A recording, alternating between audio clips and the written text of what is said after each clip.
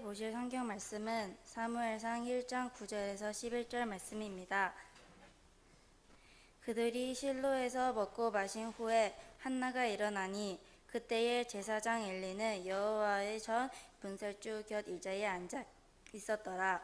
한나가 마음이 괴로워서 여호와께 기도하고 통곡하며 서원하여 이르되 만군의 여호와여, 만일 주의 여종의 고통을 돌보시고 나를 기억하사 주의 여종을 잃지 아니하시고 주의 여종에게 아들을 주시면 내가 그의 평생에 그를 여호와께 드리고 삭도를 그의 머리에 대지 아니하겠나이다.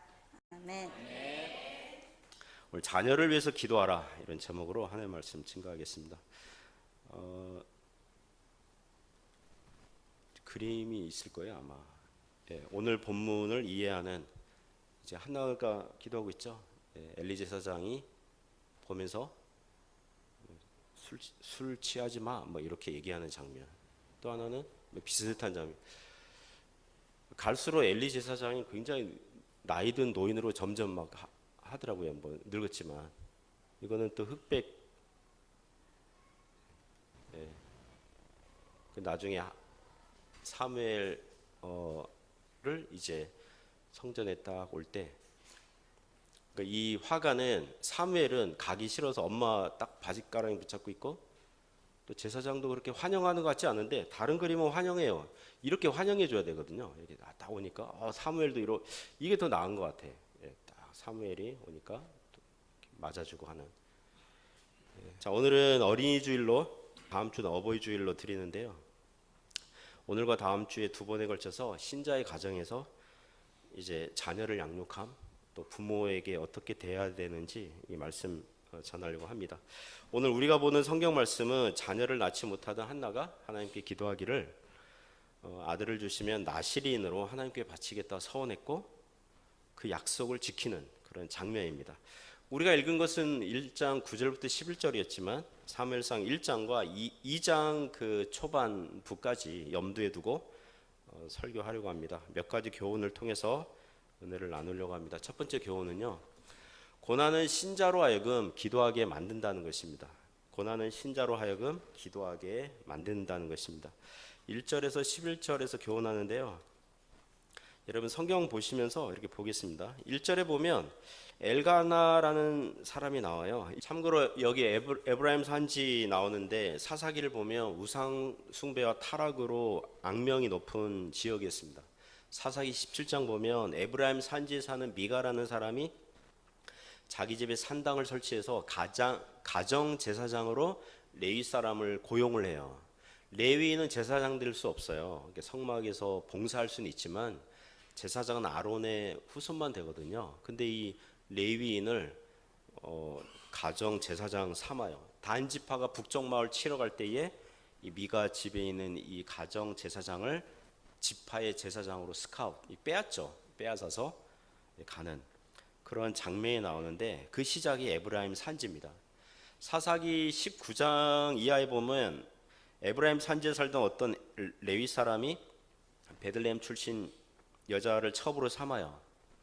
근데 첩이 외도를 해요. 그 집에 도망가 버려요. 그래서 베들레헴 첩 장인 집에 방문해요. 그 첩을 데리고 올 때에 베냐민 기브아 마을에 하룻밤 묵게 됐는데, 거기서 첩이 기브아 마을 사람들에게 집단 성폭행 당하고 죽어요. 이에 레위는 격분해서 자기 첩의 시신을 12등분으로 토막 내가지고 이스라엘 지파들에게 보내서 이제 모든 지파가 베냐민 지파와 전쟁하게 되는 사건이 나옵니다. 그 시작 장소가 어디라고요? 에브라임 산지예요. 그 사사기를 읽고 난 다음에 사무엘상으로 오면 에브라임 산지에 무슨 선한 게 나올 수 있겠어? 이렇게 의구심이 들어요. 그러나 엘가나라는 에브라임 산지에 살고 있던 비교적 경건한 사람을 등장을 시키는 겁니다. 1장 1절에서는 엘가나가 에브라임 사람이라고 했는데 역대상 6장을 보면 엘가나의 그 족보가 나오는데요. 레위 지파 후손이에요. 그 고핫 자손이고 고라의 후손이에요. 고라 아시죠? 그 모세에게, 광야 이스라엘 백성 모세에게 대들다가 땅이 갈라져서 죽은 그 고라. 근데 그 아들들은 그 죄에 참여하지 않았거든요. 그래서 아들들이 살아서 나중에 이 엘가나 그리고 이제 사무엘 이렇게 나오는 것입니다. 어쩌면 저주받은 가문의 후손인데 하나님께서 사무엘 시대에 와서 그 가정을 놀랍게 사용하시는 것입니다. 자, 2절을 보면 한나가 이제 나오죠. 엘가나는 한나와 결혼했는데 한나가 자식이 없는 거예요. 그래서 아마도 나중에 분인나라는 둘째 부인을 얻은 것 같습니다. 저 옛날에 아브라함이 사라를 얻었는데 사라가 아기를 못 낳으니까 이스마엘 그 엄마, 그러니까 애굽의 여종 하가를 드린 것과 비슷한 거죠. 한나의 이름의 뜻은 은혜, 은총이란 뜻입니다. 분인나는 산호섬 할 때 산호, 진주 이런 뜻이에요. 그러나 한나는 이름과는 달리 은총이 없죠. 그러니까 은총아 그랬는데 은총이 없는 여자죠. 그 당시는 여자가 자식을 못 낳으면 사람 구실 못한다고 여기던 시대였습니다. 분인나는 이 콩글리시로 이제 그 이름을 해석을 하면 항상 분이 나 있어요. 이 사람은 다른 사람을 막 분나게 해, 분이 나게 해. 그래서 첫째 부인 한나를 충동질하고 막 분노하게 만들고 비웃었던 것 같습니다. 3절을 보면 매년 자기 마을에서 나와서 실로, 이제 에브라임 지역에 있는 곳이에요. 성막이 있는 제사장 엘리 집안이 거주하는 곳이에요. 4절 이하를 보면 제사를 드린 후에 제물의 일부분을 엘가나가 자기 가족들에게 나눠준 걸 봐서 이제 화목 제사를 드렸어요. 화목 제사는 하나님께도 그 제물이 있으면 뭐 내장이랑 뭐 이런 부분은 하나님께 드리지만 또 일부분은 제사장도 주고 그 다음에 제사 드린 이 가족이 또 제물을 또 받아요. 그래서 그 제물을 가족들에게 나눠주는 거예요. 근데 여기서 엘가나가 지혜롭지 못한 행동을 합니다. 뭐냐면 제물의 일부분을 둘째 분인나와 그 자녀들에게도 주었지만 5절을 보면 한나에게는 갑절을 주었다 그래요. 그러니까 어떤 번역에는 이 갑절을 제물의 가장 좋은 부위 이렇게 번역할 수 있어요. 예를 들면 분인나와 여러 자녀들에게 뭐 양 뒷다리 하나를 줬다고 합시다. 그러니까 분인나와 뭐 한 3명 4명 자녀들이 있으면 양다리 하나 가지고 같이 먹는 거죠. 한나에게는 온전하게 또 양 뒷다리 하나를 딱 주겠죠. 한나는 혼자 뜯는 거예요. 한국식으로 말하면 짜장면 한 그릇 가지고 3-4명이 이렇게 지금 나눠 먹고 있는데 한나는 옆에서 짜장면 곱빼기라든지 쟁반 짜장이라든지 혼자 먹고 앉아 있는 겁니다. 먹는 걸 가지고 차별 대우를 받으면 기분 나빠요, 안 나빠요? 나빠요. 그 분인나가 약간 이해가 되긴 하죠. 그걸 보니까. 그러니까 평소에 남편이 자기보다 이 첫째 부인 한나를 더 사랑하는 거는 사랑하면서 이제 좀 질투도 있고 눈꼴 시렵고 막 이랬는데 이 먹는 거 가지고 또 차별을 하니까 더 이렇게 격분시키는 거죠. 6절을 보면 그의 분인나를 적수라고 그래요. 영어 성경 보니까 라이벌. 그의 적수 분인나가 한나를 심히 격분하게 했고 괴롭게 하였다고 그래요. 분인나의 눈에는 첫째 부인 한나가 여자 구실도 못하는데 왜 사는지 모르겠는 거예요. 애도 못 낳는 주제에. 분인나에게 감정이입을 하면 그렇다는 거예요. 분인나의 눈에는 한나는 밥만 축내고 있는 애물단지로 보였을 거예요. 자기는 애들 막 2, 3, 4 막 나와가지고 젖 먹이고 빨래하고 청소하고 하루 바쁘게 사는데 옆집에 이 한나 언니를 보니까 어때요? 혼자 인생을 여유 있게 보내는 것 같거든요. 오늘날 식으로 얘기하면 분인나는 애들 막 막내 막 젖 주고 막 이렇게 막 기저귀 갈고 애들 유치원 등원시키고 막 이렇게 바쁘게 하고 있는데 한나는 뭐예요? 커피 내려 마시고 있어요. 이렇게 또 휴대폰 보면서 뭐 와이마이 뭐 시킬 거 없나 이렇게 보고 있고 오늘날식으로 얘기하면 그런 거죠. 근데 남편은 첫째 한나 언니만 더욱 사랑하고 감싸는 게 이 눈꼴 시려운 거죠. 제 아내가 고장나는 레코드처럼 분리하면 이렇게 말하는 레퍼토리가 있거든요. 제가 가끔 반찬 투정을 하거나 또 아내에게 또 잔소리할 때가 있잖아요. 그래 아내는 격분해요. 그때는 제가 막 분이 나요. 그러면 아내가 이렇게 얘기해요. 자기는 애 셋을 낳고 키웠다는 거예요. 당신이 반찬 투정하는 이 요리 솜씨로 아내 셋을, 그러니까 자녀들 셋을 낳고 키웠고, 여러분 애들 셋 낳은 게 아내의 큰 위세고 벼슬이에요. 그런 얘기하면 저는 침묵해요. 저도 같이 키웠어요. 말을 하고 싶은데 애 셋을 낳았다 이 부분을 제가 감히 끼어들 수가 없죠. 그래서 침묵하고 대단한 일인 거죠. 그렇잖아요. 본문으로 돌아와서 7절 후반절에 그가 울고 먹지 않죠. 그죠? 한나가 울고 먹지 않아요. 울어요. 슬프고 고통스러워요. 분인나의 말이 밉고 마음이 아프지만 사실이거든요. 분인나가 이렇게 얘기했을 거예요. 언니는 애도 못 낳는 주제에 밥은 또 그렇게 처먹고는 좀 그런데 하여튼 먹고, 그러니까 하나님이 언니에게 은혜를 안 주는 거야. 애도 못 낳는 주제에 한나는 은총을 못 받은 여자잖아요. 성경이 반복해서 얘기하거든요. 하나님께서 임신하지 못하게 하셨다고. 우니까 8절에 남편이 한나를 위로하죠. 내가 그대에게 10아들보다 낫지 아니하냐. 엘가나의 말은 이런 뜻이죠. 여보 한나, 당신이 자녀 못 낳아도 괜찮아요. 제가 있잖아요. 그죠? 이거잖아요. 여보 힘내세요. 남편이 있잖아요. 이거 좋은 위로죠. 하지만 뭘 기정사실화하고 있어요? 한나는 애를 낳지 못한다. 애를 낳을 수 없는 여자다. 이걸 기정사실화하고 있잖아요. 그래서 한나는 뭐예요? 9절부터 11절 아까 오늘 읽은 건데요. 한번 읽어볼까요? 9절부터 11절 같이 읽습니다. 그들이 실로에서 먹고 마신 후에 한나가 일어나니 그때에 제사장 엘리는 여호와의 전 분설주 곁 의자에 앉아 있었더라. 한나가 마음이 괴로워서 여호와께 기도하고 통곡하며 서원하여 이르되 만군의 여호와여, 만일 주의 여종의 고통을 돌보시고 나를 기억하사 주의 여종을 잃지 아니하시고 주의 여종에게 아들을 주시면 내가 그의 평생에 그를 여호와께 드리고 삭도를 그의 머리에 대지 아니하겠나이다. 원래 기도는 화목 제사 드리는 시간에 하는 거예요. 이스라엘 백성들이 제물을 가지고 와요. 제사장에게 넘겨져요. 제사장이 제단에서 화목제를 드릴 때에 성전뜰에서 그 가족은 그때 기도하는 거예요. 회개하고 기도하고 막 그런 거예요. 그런데 화목제사 끝났어요. 제물 일부분을 가족들이 나눠 먹어요. 그거는 뭐예요? 예배 끝나고 지금 교제의 시간 하는 거거든요. 우리가 예배 끝나고 남남여녀 이렇게 나눠져서 다과하고 교제하는 것처럼, 그리고 이제 숙소에 가면 돼요. 이제 끝나고 제물 먹고 마셨다, 이거는 예배 행사가 끝났다는 거예요. 근데 한나에게는 아니에요. 이번만은 아니에요. 가족들이 마무리할 때 한나는 일어나서 어디로 가요? 성전에 기도하는 장소에 들어가는 거예요. 그만큼 마음이 괴로워서 하나님께 기도하고 통곡하는 거예요. 9절에서 11절에 이 한나의 기도 장면 나온다. 특히 11절에 하나님께서 아들을 주시면 평생 나실인으로 하나님께 드리겠습니다 이렇게 서원하는 기도를 한다는 것은, 이전에는 한나가 저에게도 아들을 주옵소서, 자녀를 주옵소서라고 기도는 했겠지만 나실인으로 하나님께 드리겠다는 기도는 하지 않았다는 것입니다. 여기서 나실인 제도는요, 제사장이 아닌 일반 백성들이 마치 제사장처럼 살겠습니다 하는 서원 제도예요.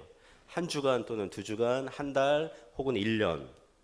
그런데 사무엘은 사사기에 나오는, 한나는 지금 사사기에 나오는 삼손처럼 평생 나실인으로 드리겠다고 서원 기도하는 거예요. 나실인은 머리 깎지 않아요. 포도주 입에 대지 않아요. 그런 규칙 지켜야 돼요.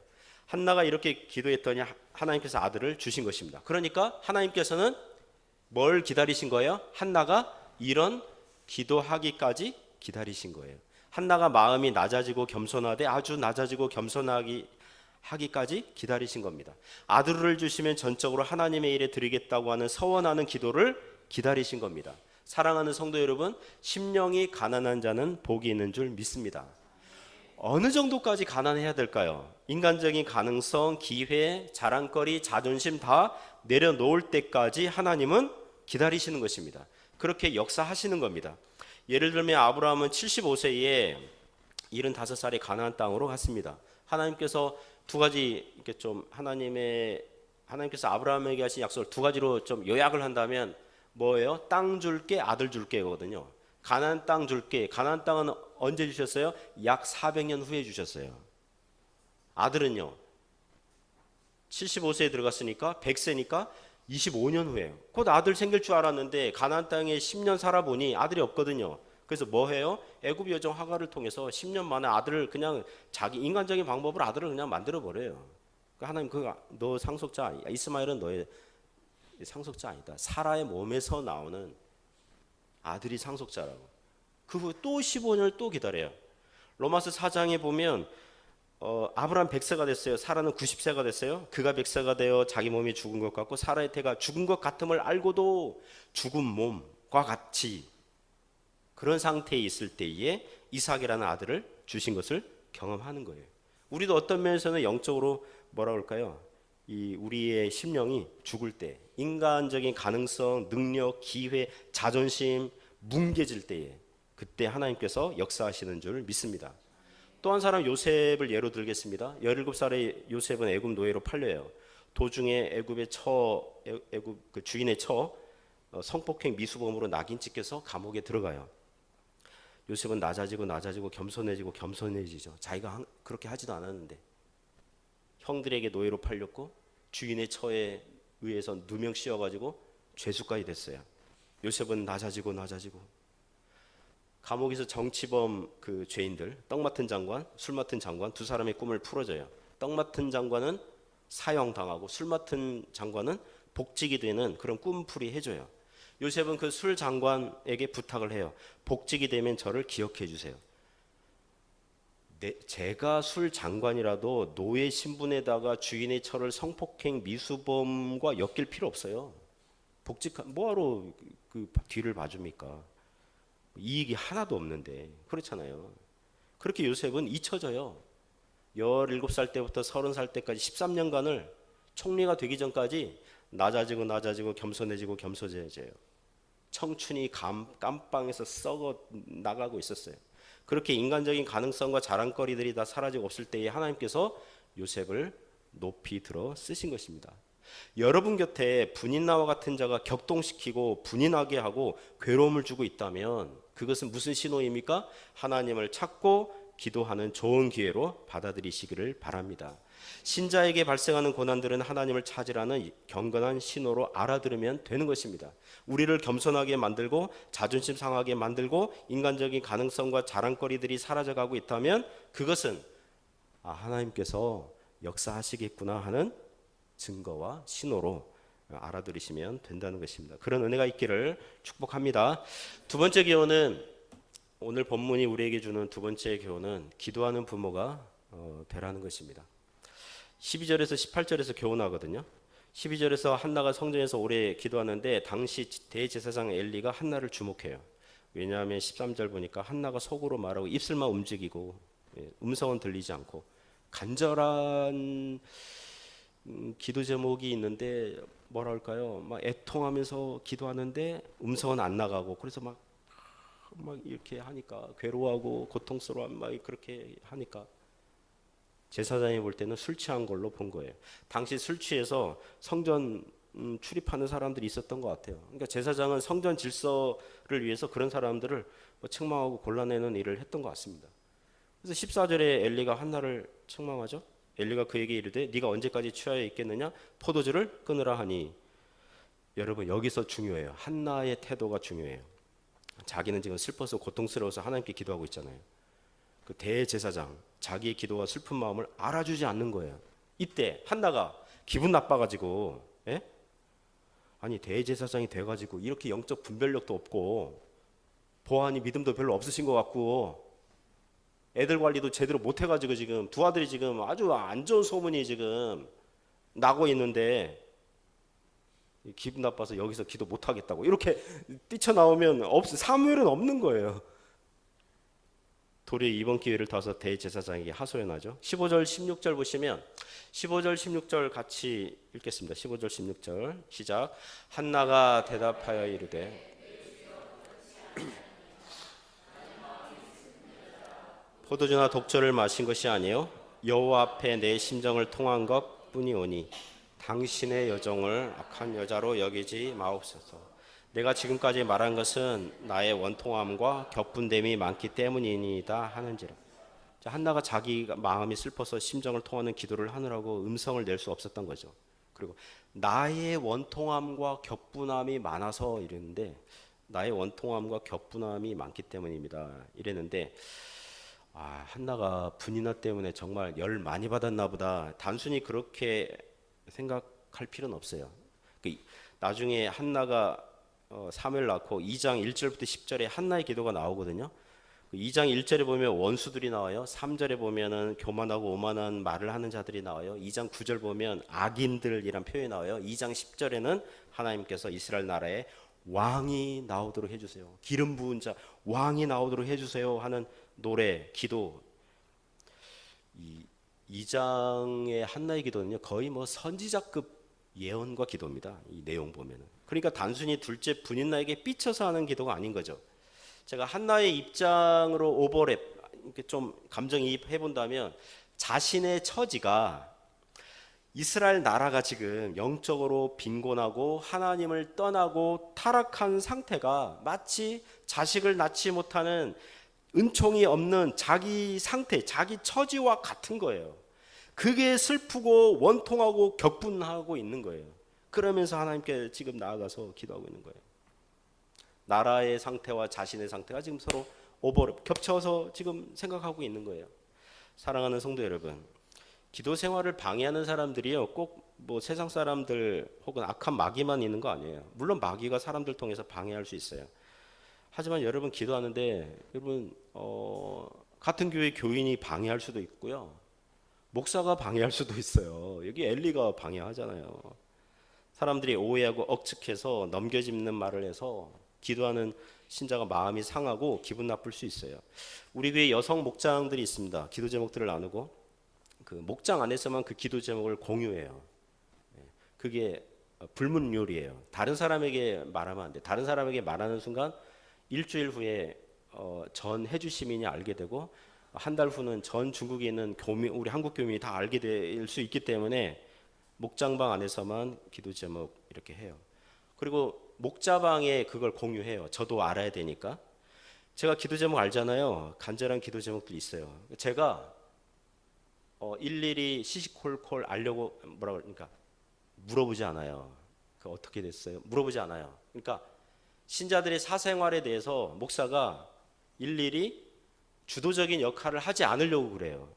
그러니까 성도들이 하나님 앞에 기도하여 하나님께 은혜 받고 응답 받아서 역사하는, 그렇게 하기를 기대해요. 그리고 자연스럽게 기도의 결과를 알게 되는 거죠. 그 기도 부탁을 하면 또 이제 말할 수 있다면, 그 조언을 구한다면 얘기할 수 있고요. 목사님, 제 기도 제목 이건데 기도해 주시기 바랍니다. 그 목사님이 걱정하지 마시라고, 내가 기도하면 하나님 반드시 응답한다, 걱정하지 말라고. 마음 든든히 먹고 갔어요. 또 기도 제목 생기면 어떡할까요? 또 기도가 또 응답이 됐어. 또 목사님 찾아와가지고 이번에 이런 걸 준비하고 있는데 기도해 주십시오. 걱정하지 말라고. 어떻게 되냐면 나중에는요, 종속돼요. 영적인 또 다른 이상한 제사장 만들게 될 수 있는 거예요. 그 기도 제목은 뭐라 할까요? 하나님 앞에서 신자가 기도하는 거예요. 그러니까 하나님께서 역사하시고 응답하시는 것을 체험을 할 때에 신앙이 자라는 줄 믿습니다. 우리의 기도가 사람들에게 인정을 못 받고 우리의 간구를 사람들이 비웃을 수도 있어요. 그럼 어떻게 해야 됩니까? 하나님만 바라보면 되는 것입니다. 복음서 보면 마가복음 7장에 수로보니게 여인이 등장하거든요. 수로보니게 시리아 페니키아예요. 시리아 페니키아. 가나안 여자예요. 다른 복음서 보면 가나안 여자 그래요. 이방 여인. 구약 성경에서는 가나안 땅에서 쫓겨나 있던 족속 그 출신이에요. 딸이 귀신 들려서 죽어가고 있어요. 마침 예수님이 자기 마을 근처에 오셨다는 소식 듣고 찾아와요. 자기 딸 고쳐달라고 부탁해요. 그러나 웬일인지 예수님은 무척 냉소적이에요. 들은 척도 하지 않아요. 그 여자가 계속 고쳐달라고 외치니까 제자들이 예수님께 와서 부탁을 할 정도예요. 저 여자 부탁 어떻게 좀 들어주시고 빨리 좀 보내주세요. 너무 소리 지르고 있어요. 그래서 예수님은 그 여자가 들리도록 자기는 이스라엘에 잃어버린 양에게로 왔고, 그리고 자녀의 떡을 이렇게 취해서 개들에게 던져주는 건 마땅하지 않아. 액면 그대로 보면 예수님은 이방인 혐오주의 발언을 하세요. 평소 예수님과 달라요. 그러자 여자가 말을 해요. 그 말을 듣고 이때 여자가 외쳐요. 만약에 그 여자가 삐져가지고 소매 걷으면서, 우리나라 아줌마들 무섭잖아요. 이렇게 소매 걷으면서 뭐 나보고 뭐라고 뭐 개라고 이러면서 예수 양반 잠깐 이리 와 보세요. 뭐 이렇게 하면 이게 끝나는 거예요. 그러면 안 되는 거예요. 근데 여자가 뭐라고 합니까? 주여 올소이다마는 상아리 개들도 아이들이 먹던 부스러기를 먹나이다. 마가복음 7장 28절 말씀. 예수님께서 그렇게 냉소적으로 반응하신 것은 그 여자에게서 그와 같은 고백을 받아내기 위해서인 거예요. 맞습니다. 우리는 개와 같습니다. 개들이 주인의 자녀들이 먹던 떡에서 떨어져 나온 부스러기라도 먹지 않습니까? 부스러기 같은 은혜라도 주십시오. 이런 태도로 나올 때 주님께서 칭찬하시고 은혜를 베푸시는 것입니다.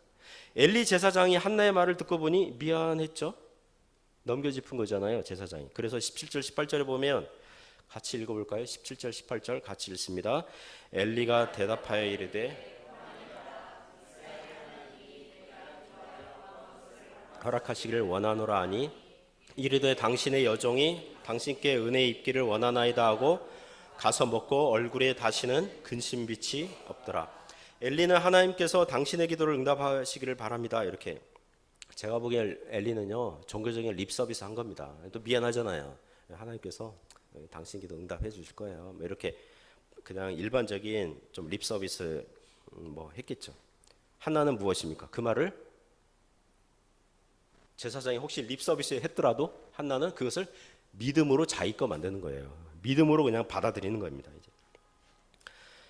이것을 보면 엘리 제사장은 나중에 보면 알겠지만 비교적 제사장과 사사로서 수행은 잘했지만 다만 두 아들 홈리와 비느하스 관리를 잘못해가지고 그 두 아들이 타락하고 막 방탕하고, 예, 그거를 책망하지 않고 방치하는 바람에 한날 한시에 블레셋과 전쟁 패배할 때 다 죽거든요. 자식들도 죽고 엘리도 죽고 막 그래요. 엘리 제사장은 오늘날 목사에 비유하면 썩 훌륭한 목사님은 아닌 거죠. 그러나 우리 주님은 부족한 목사, 썩 훌륭하지 않은 목사를 통해서도 말씀을 전하고 기도에 대한 조언과 권면을 하시게 합니다. 그리고 교인들은 그런 분위기 아래서도 얼마든지 은혜로운 생활을 할 수 있습니다. 어떻게 해요? 믿음으로. 나중에 사무엘은 엘리 제사장 집안으로 보내져요. 성전 도우미로 심부름하면서 지냈는데 자기 선배 엘리의 두 아들 홈리와 비느하스 하는 꼴을 보잖아요. 성전에서 섬기는 여자들과 뭡니까? 예, 불미스러운, 예? 그런 짓거리들을 하고 백성들이 가지고 온 재물들을 하나님께 드리기도 전에 먼저 가져가 버리고 이런 꼬라지를 보잖아요. 못 볼 걸 보거든요. 본받을 수 없거든요. 선배 목사들을 보면서 별로 배울 것 없는 아주 그런 사람과 같은 거죠. 그러나 그런 분위기에서도 하나님께서는 얼마든지 사람을 귀하게 키워내시고 사용하실 수 있다는 것입니다. 제 고향교회를 생각하면 안타까움이 있습니다. 제가 청소년 때부터 다녔기 때문에 전반적인 걸 못 보지만 점점 신앙생활을 하면서 이렇게 뒤돌아볼 때 그렇게 하셨겠구나 이렇게 생각이 드는 게 있거든요. 시골교회 목사님 순수하셨어요. 한때 고집이 있으셨어요. 그리고 돈 처리가 좀 투명하지 못하셨던 것 같아요. 그러니까 사모님과 그 재정장로님 그 부인 권사님이 서로 자매지간이에요. 그러니까 뭐죠 이게? 동서. 예. 재정부장을요. 영원한 재정부장이에요. 그분이. 그러니까 이 돈을 다 하니까 교인들이 막 불만 제기하고 막 이럴 거 아닙니까? 그 교회는 간판은 장로교 간판이었는데 순복음 교회보다 더 제가 순복음 교회를 뭐라 하는 게 아니라 분위기가 더 그랬었을 거예요. 방언, 통성, 기도, 꿈, 환상, 예언, 입신과 같은 신비적인 현상 다 인정하고요. 하루는 목사님 사모님이 꿈을 꿨는데 자기 남편이 신방 가다가 뭐 교통사고든가 뭐 사고 나는 꿈을 꾸신 거예요. 목사님 사모님이 꿈에 알렸을 거 아니에요. 그러니까 목사님 이거는 하나님의 계시다 이래가지고 교회에게 이제부터 담임 목사는 교인들 신방하지 않겠습니다.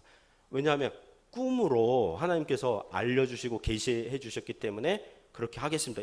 그러니까 이런 식인 거예요. 이런 식. 그러니까 어떻게 보면 신령한 것 같은데 굉장히 불안한, 뭔가 불안한.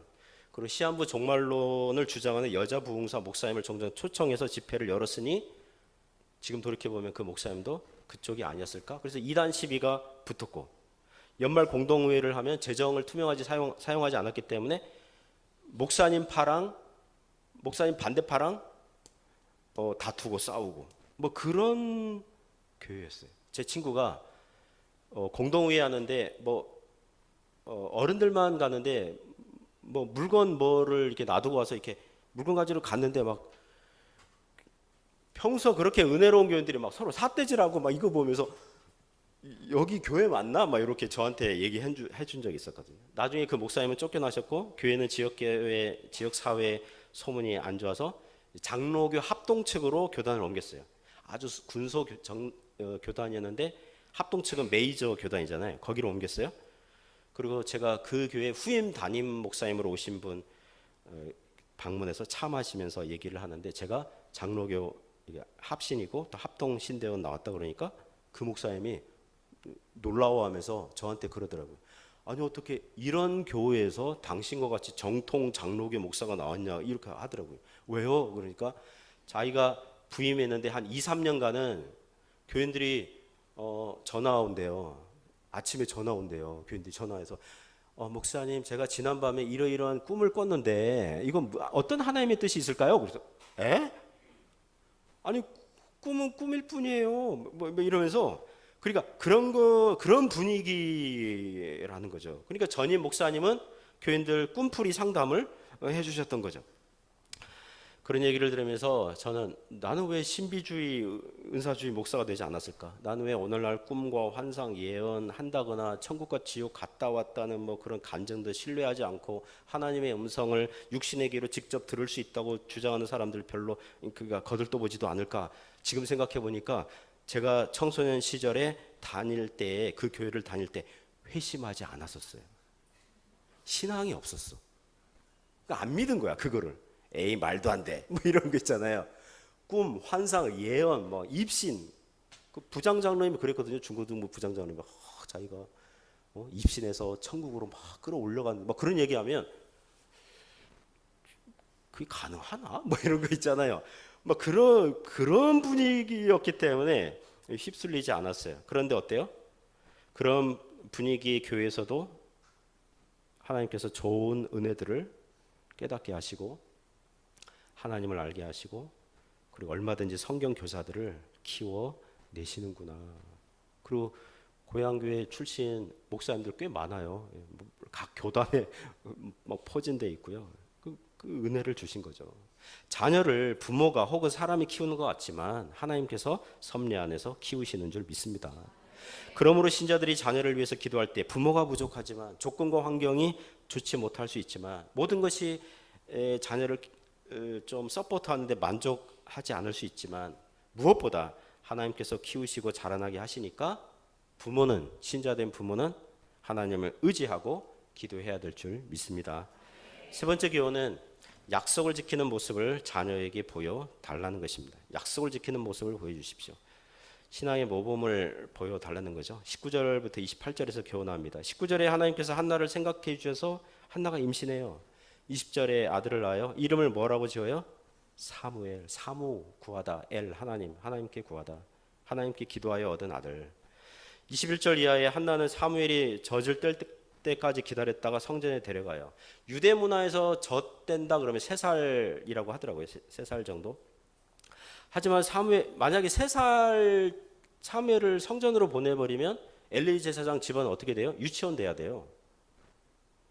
그러니까 사무엘이 3살짜리가 뭐 할 수 없어요. 그래서 성경학자들은 성전에서 심부름을 해야 되기 때문에 한 8살에서 한 10살 좌우 이렇게 봅니다.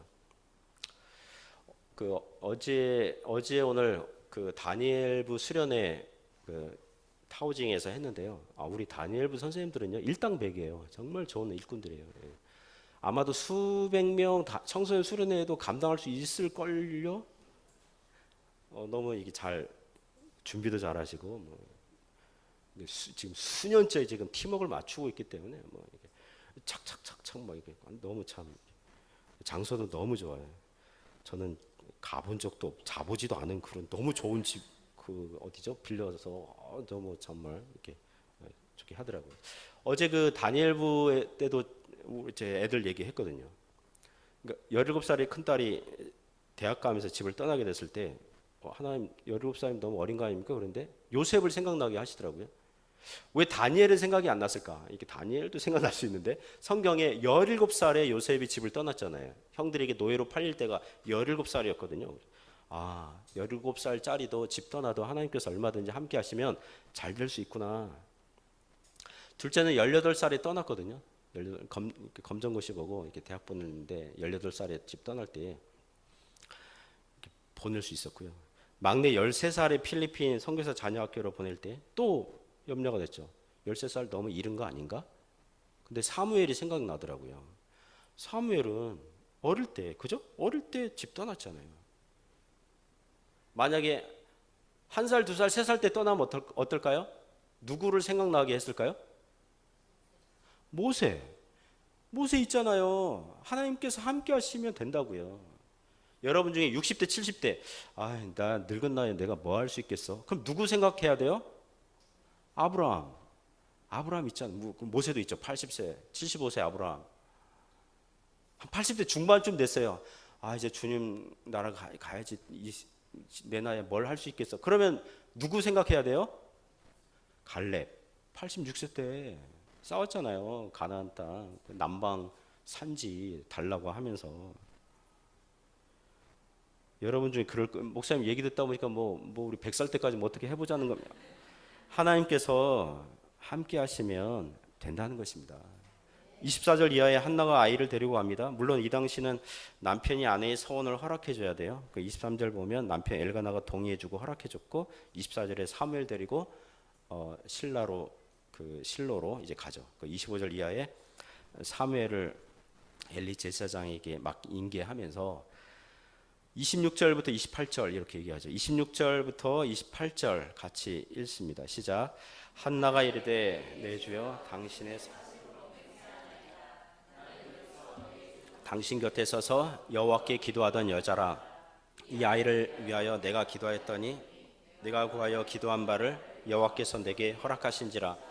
그러므로 나도 그를 여호와께 드리되 그의 평생을 여호와께 드리나이다 하고 그가 거기서 여호와께 경배하니라.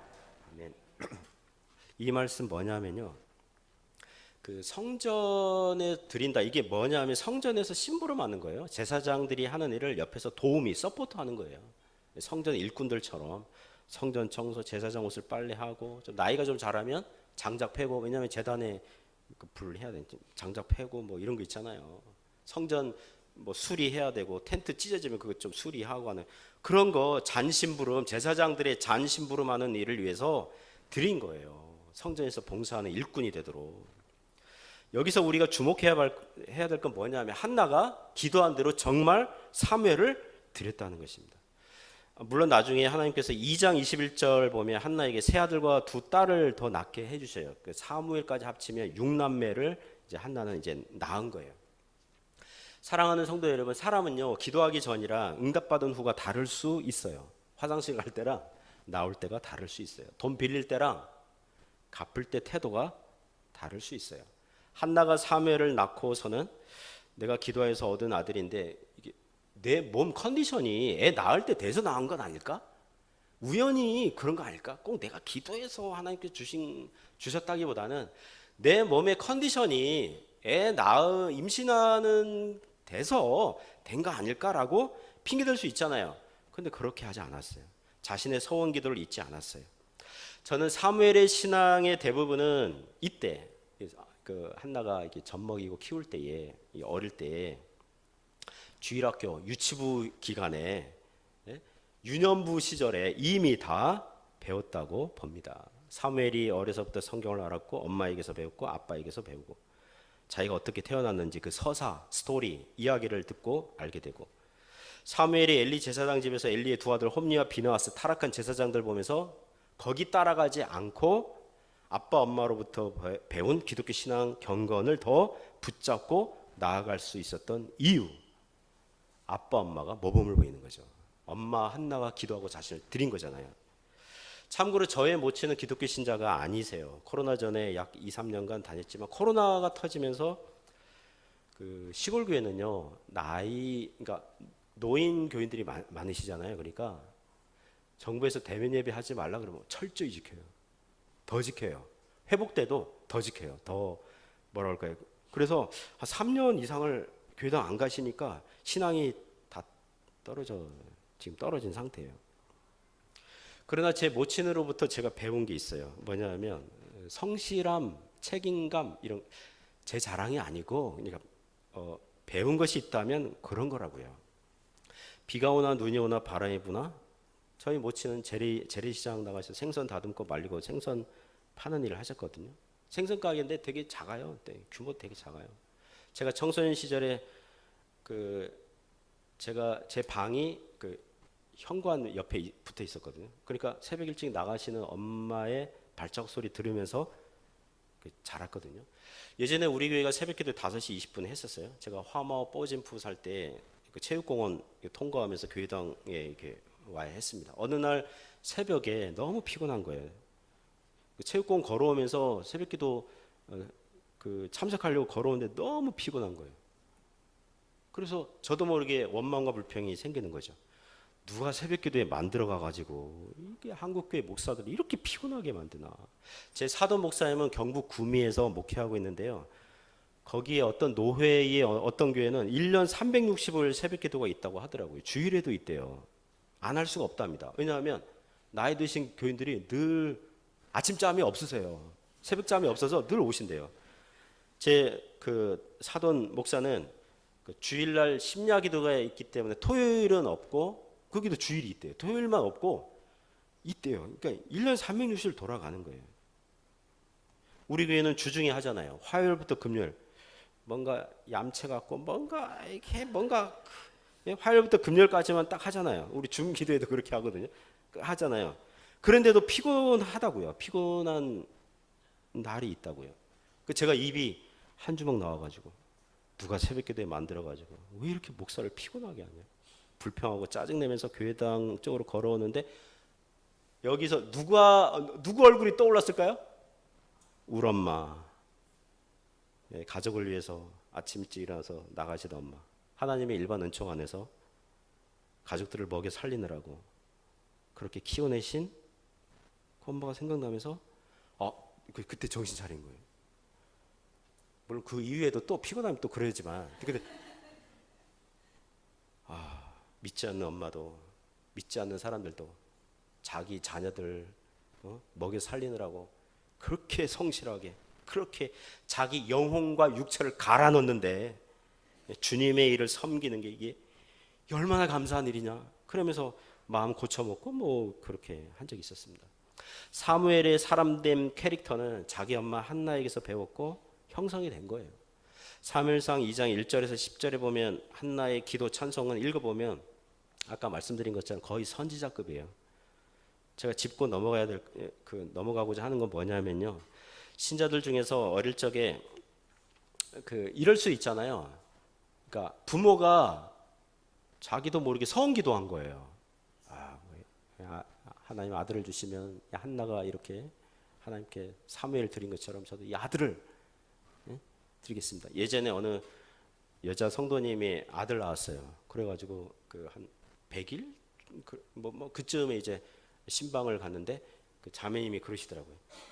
목사님, 제 아들을 목사로 키울 거예요.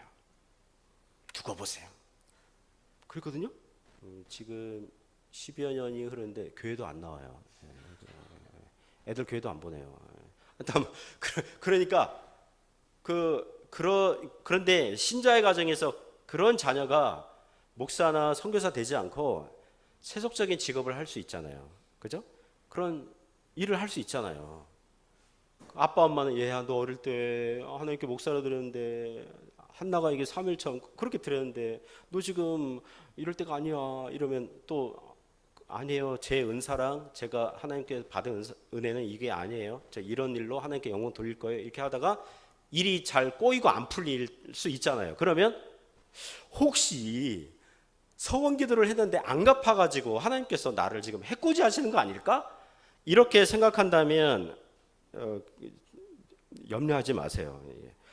물론 제 일도 아니니까 뭐 염려하지 마세요. 뭐냐 하면 한나의 서원 기도는요, 따지고 보면 누가 시킨 거예요? 하나님께서 시킨 거예요. 거기까지 몰고 가신 거예요. 성경에 한나의 기도가 나온다는 것은 하나님께서 그렇게 한나의 인생을 역사하신 거예요. 그 가정에 역사하신 거예요. 역사하신 거예요. 우리의 기도와 우리의 서원, 우리의 작정들, 우리는 부족한 지식에 기반할 수 있고 갑작스러운 흥분과 열정으로 할 수 있어요. 그러나 한나는 한나의 마음에 하나님께서 역사하신 거예요. 자원함을 주셨고 그런 은혜를 주신 거예요. 신약 시대에서는 주의 종, 주의 일꾼은 반드시 목사, 전도사, 선교사 많이 주의 종 아니에요. 저도 그렇고 여러분도 그렇고 주님 안에 있으면 모두 다 주님의 종, 주님의 일꾼인 줄 믿습니다. 직분과 은사에 따라서 주어지는 거예요. 목사는 주의 종이고 그러면 여러분은 주의 종 아닙니까? 다 주의 종이에요. 다 종들이라고요. 자녀가 하나님을 만나고 은혜 받아서 하나님께서 은혜를 주신 대로, 은사를 주신 대로 무슨 일을 하든지 그 일을 통해서 하나님께 영광을 돌린다면 당연히 선한 일이죠. 법적으로 법에 허용하는 테두리 안에서 허용하는 그런 일들을 할 때에 하나님께서 영광을 받으시는 것입니다. 하나님께서 인도하시는 거예요. 그리고 자녀가 목사 선교사가 되고 싶은데 만일 부모가 반대했더니 그 뜻을 굽혔다면요, 주님 부르심 아니에요. 주님 부르심이 있으면요, 온 세상이 말려도 그거 하는 거예요. 그게 하나님 부르심이에요. 다만 우리는 우리의 자녀들의 인생이 하나님에게 쓸모 있는, 유익하게 사용받는 일꾼이 되기를 위해서 기도해야 될 줄 믿습니다. 여러분 자녀들에게 주님을 섬기는 좋은 모범을 보여주시고요, 주님을 섬기는 그 길에서 그러면 떠나지 않을 거예요. 그런 은혜가 있기를 주님의 이름으로 축복합니다.